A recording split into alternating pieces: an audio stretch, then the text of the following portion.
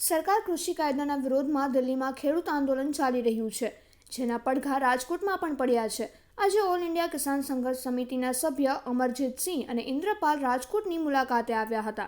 બંનેએ રાજકોટમાં press conference સંબોધી હતી, જેમાં તેઓએ જણાવ્યું હતું કે ગુજરાતના મુખ્યમંત્રી વિજય રૂપાણી કહે છે કે ગુજરાતના ખેડૂતો સમૃદ્ધ છે, પરંતુ મારે તેઓને એટલું જ કહેવું છે કે એક વખત ખેડૂત આંદોલન કરવાની છૂટ આપો તો ખબર પડશે કે ગુજરાતના ખેડૂતો સમૃદ્ધ છે કે પછી મુશ્કેલીમાં. पहले मैं धन्यवाद करता हूं हमारे गुजरात के सभी गणमान्य नेताओं को, किसान नेताओं को, जिन्होंने हमें आमंत्रित किया और इस देश में चल रहे आंदोलन की आगे कैसे बढ़ाया जाए, लोगों तक, जन जन तक कैसे ले जाया जाए, उसके लिए हमें हुक्म किया और हम यहाँ पे उपस्थित हुए. आप सभी लोग जानते हैं कि दिल्ली के अलग अलग बॉर्डर्स पर वक्-वक् स्टेट्स से आए हुए लोगों की, किसानों की, मजदूरों की बहुत बड़ी संख्या बैठी हुई है और अपने खेत खलिहानों को बचाने के लिए जो गवर्नमेंट ने खेती शोध बिल के नाम पर कानून बनाए और एक 1955 एसेंशियल कमोडिटी एक्ट में अमेंडमेंट्स करके उसको आगे लेके आए, जो कि लोगों के, किसानों के, मजदूर के, इस देश के नागरिक के खिलाफ है. उसके खिलाफ इस देश का जन जन, इस देश का बच्चा बच्चा खड़ा हुआ. पहले ये आंदोलन पंजाब में शुरू हुआ. पंजाब में बहुत बड़ी गिनती दिल्ली की तरफ कूच की. हरियाणा से, राजस्थान से, यूपी से, मध्य प्रदेश से और देश के बक-बक अलग अलग स्टेट से दिल्ली बॉर्डर पर आकर रुकी.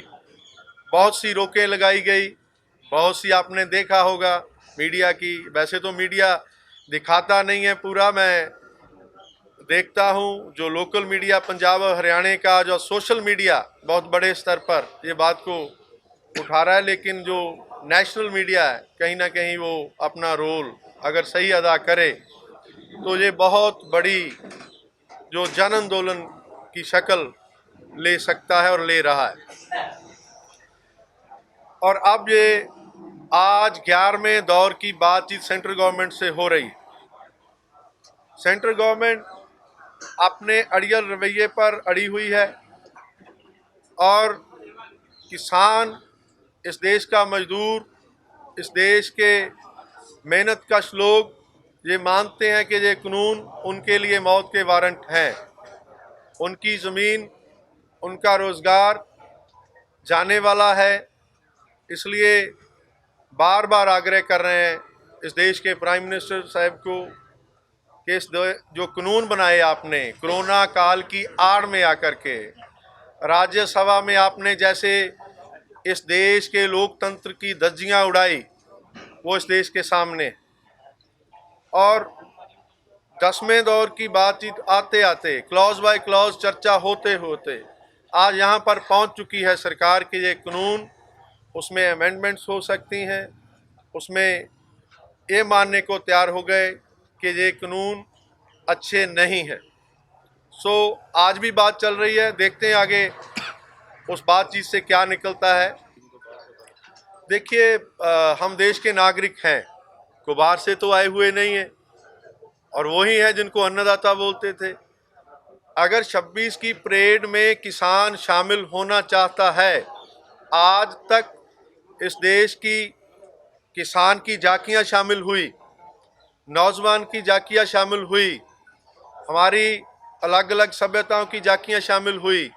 अगर किसान आज खुद शामिल होना चाहता तो हम चाहते हैं कि जो प्रशासनिक अधिकारी हैं, इस देश की गवर्नमेंट है, वो हमें वहाँ से जाने का रोड मैप दे. हम उसमें शामिल होना चाहते हैं. हम कोई ऐसा तो नहीं है शांत में ही रह कर के हमने इतना आंदोलन चलाया. कहीं भी पत्ता तक नहीं हिला। तो अब क्या डर है इस गवर्नमेंट को? हम करेंगे और हर हालत में करेंगे। हम चाहते हैं कि हमें सरकार जो गवर्नमेंट है जहाँ वहाँ के जो अधिकारी हैं हमें सुरक्षित रोड मैप दें, वो वहाँ पे शामिल होने की अनुमति दें।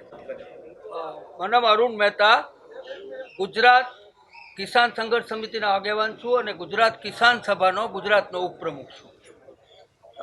ગુજરાતમાં કેટલાક મિત્રોએ પ્રશ્ન પૂછ્યા, એમાં સ્પેસિફિક વાત એમ છે કે અમે ગુજરાતના 23 સંગઠનોની ગુજરાત કિસાન સંઘર્ષ સમિતિ બનાવી 8મી તારીખે બંધનું એલાન આપ્યું અને આપની પાસે રિપોર્ટ કરતાં ખુશી થશે કે ગુજરાતના 239 તાલુકાઓ છે તે તાલુકા મથકોમાંથી 213 તાલુકા મથકોમાં સંપૂર્ણપણે બંધ પાડવામાં આવ્યું ખેડૂતોએ અને નાના વેપારીઓ અને માર્કેટિંગ યાર્ડે. બીજી વાત, અમે નિર્ણય કર્યા પછી આંદોલનના પ્રોગ્રામો આપ્યા અને ગુજરાત સરકાર ભયભીત થઈ ગઈ. આજે હું પુરાવો આપું છું કે જો ગુજરાતના ખેડૂતો અમારી સાથે અને આ સંગઠનો સાથે ન હોત તો ગુજરાત સરકારે 17 ખેડૂત આગેવાનોમાંથી 13 ખેડૂત આગેવાનોને નજરબંધ શા માટે કરવા પડ્યા? ખુલ્લા મૂકી દેવાતા અને દૂધનું દૂધ અને પાણીનું પાણી થઈ જશે. પણ અમે જાહેર કર્યું કે અમે દિલ્હી જવાના છીએ. દરેક આગેવાનોના ઘરે પાલભાઈથી માંડી અને એક એક આગેવાનના ઘરે પોલીસ બેસાડી દેવામાં આવે, એમની પાછળ પોલીસ ફર્યા કરે અને દિલ્હી નથી જવાનું એમ કહેવામાં આવે. તેનો અર્થ શું છે? તો કે ખેડૂતો લડવા માંગે છે પણ સરકાર એને દબાવવા માંગે છે. ગુજરાત કિસાન સંઘર્ષ સમિતિના માધ્યમથી 22 તારીખે રાજકોટ ખાતે ખેડૂત સંમેલન કરવાનો નિર્ણય કર્યો હતો. એ ગઈકાલે સાંજે 5 વાગે મોકૂફ રાખ્યો છે અને મોકૂફ રાખવા પાછળનું કારણ એ હતું કે રાજ્ય સરકારે અમને મંજૂરી છેલ્લે સુધી આપી ન હતી. મંજૂરી રાત્રે 9 વાગે મીડિયાના માધ્યમથી મળી છે. સરકારે મંજૂરી આપી છે એનો અર્થ એવો થયો કે અમને મંજૂરી મળવા પાત્ર હતી. અમારું સંમેલન કાયદા મુજબનું હતું એટલે સરકારે 10 વાગે મંજૂરી આપી. પણ સરકારની મેલી મુરાદ એનાથી સામે આવી છે કે રાત્રે 10 વાગે મંજૂરી આપો જેથી કરીને ખેડૂત સંમેલન છે એ સફળ ન થાય. ખેડૂત આગેવાનોને નજરકેદ કરી દેવામાં આવ્યા. 200 કરતાં વધારે સૌરાષ્ટ્રમાંથી ખેડૂત આગેવાનોને નજરકેદ કરવામાં આવ્યા છે. ત્યારે અમે ગઈકાલથી ધરણા ઉપર બેઠા છીએ. ગઈકાલે 3 વખત ધરણામાં બેઠા, 3 વખત અટક કરી. રાત્રે 2:30 વાગે જામીન લઈ અને હું અત્યારે તમારી સમક્ષ ઉપસ્થિત થયો છું. હવે પછી ફરીથી અત્યારે ખેડૂત આગેવાનો જેટલા અહીંયા પહોંચ્યા છે એની સાથે ચર્ચા કરી અને 27 તારીખની મંજૂરી માટે ફરીથી અમે ધરણામાં બેસવાના છીએ. અમને સરકારે ઉપાડી જવાય તો ઉપાડી જાય, જેલમાં મોકલવાય તો જેલમાં મોકલે, ત્યાં પણ અમારા ધરણા ચાલુ રહેશે.